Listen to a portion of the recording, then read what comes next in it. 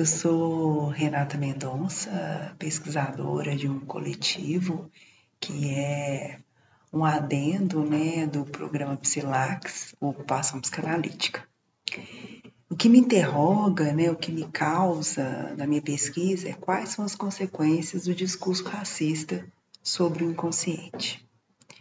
Para realizar essa pesquisa, um dos conceitos que considero importante é o do inconsciente. O inconsciente é um conceito fundamental para sustentar a minha questão, pois a minha hipótese é que ele não ficou ileso, exilado do discurso racista existente no Brasil. O Brasil, como conhecemos, nasceu com a invasão dos colonizadores e com a escravização dos corpos. Podemos afirmar que quem esteve nesse país, além dos povos originários, após a sua invasão, era colonizador ou escravizado. Não haviam outros fora dessa categoria, ou senhor ou escravizado. Assim, toda criança nascida em terras brasileiras teve seu corpo marcado,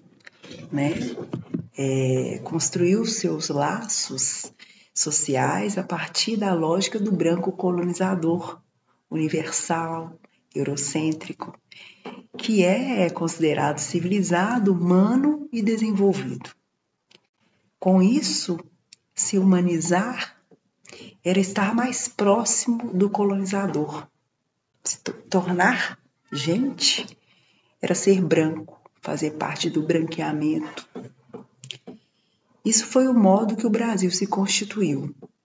Por que então o inconsciente seria protegido e estaria exilado do discurso racista sobre os corpos de negros, brancos, indígenas?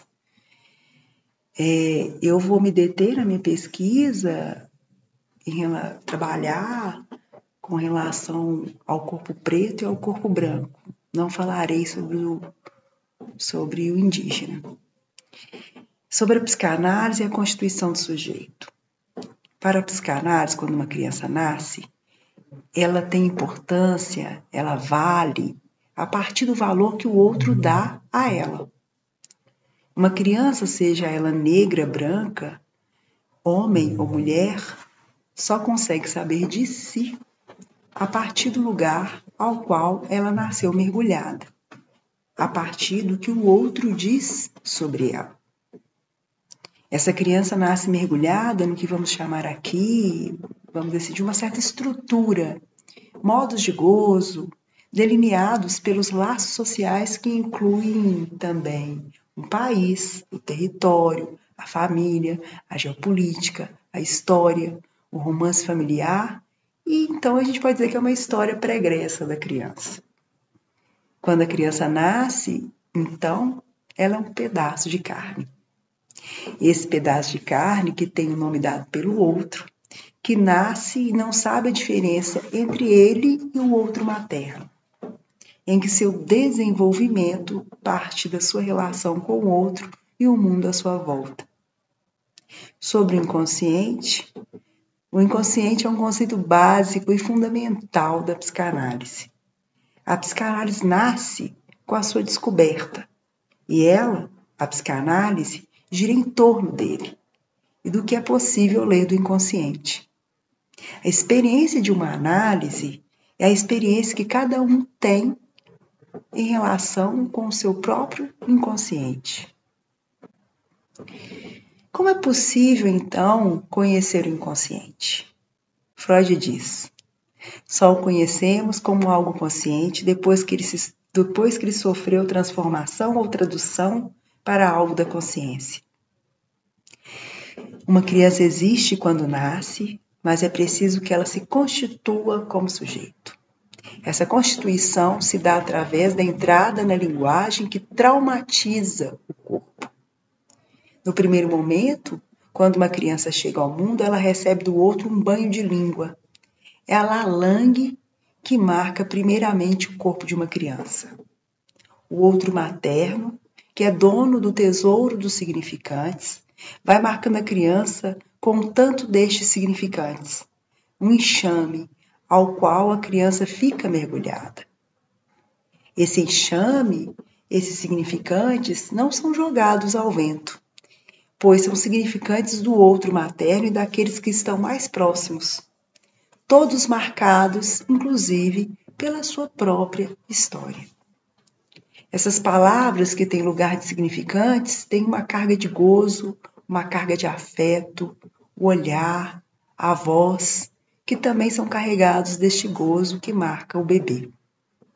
Pois, para que se constitua um sujeito, é preciso que haja afeto sobre o corpo do mesmo. Freud trata disso em vários textos. Tenho aqui a Carta 52 e o inconsciente. Na Carta 52, em que os traços minêmicos vão marcando o corpo, criando estratos, para se constituir o inconsciente, pré-consciente e consciência. Todo o processo da constituição do sujeito faz com que a criança construa o seu modo de estar no mundo e se relacione com os seus semelhantes, melhor dizendo, com o mundo ao seu redor. É por onde ela faz laço, criando um sintoma. Esse sintoma faz laço. E, enquanto ele funciona, o sujeito pode passar uma vida inteira sem fazer uma análise. Pois quando o sintoma para de funcionar, que uma análise é demandada. Nesse processo, nesse percurso de constituição e do trauma, da cena traumática, como diz Freud, há um recalque.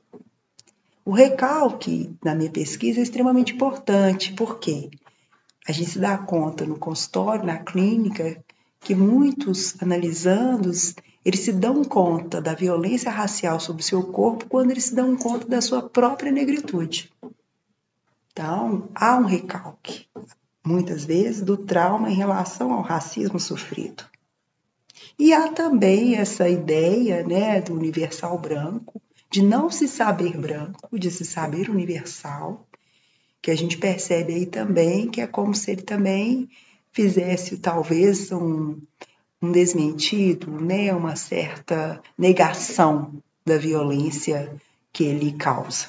Então a gente tem aí dois conceitos ligados ao inconsciente a serem tratados na minha pesquisa. Lacan, ao ler Freud, reconhece a família nuclear, a função materna, paterna e a entrada do irmão, por exemplo, para a constituição do sujeito e os laços sociais.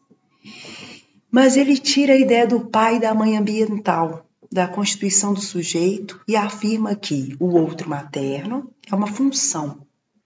Aquele, como eu disse acima, que é detentor do tesouro dos significantes. Aquele que fica a cargo do banho de língua. O pai é a lei. Essa lei implica a entrada na civilização, enquanto um corte do gozo, ocupando o lugar de nome do pai ou nomes do pai. Lacan está falando aqui da metáfora paterna. Essa lei, essa extração do S1 de um significante que marca o sujeito e a perda de gozo é uma constatação de um furo no outro. Algo falha em que o bebê ele se dá conta que ele não é mais o objeto precioso da mãe. E a mãe, o outro materno, não se satisfaz somente com a majestade do bebê. Sobre a constituição do inconsciente, temos aí a formação do eu. Um eu branco, um eu preto, com a carga que esses corpos têm no Brasil. Um corpo preto circula pelo Brasil e é olhado, é falado de um modo. O corpo branco é de outro.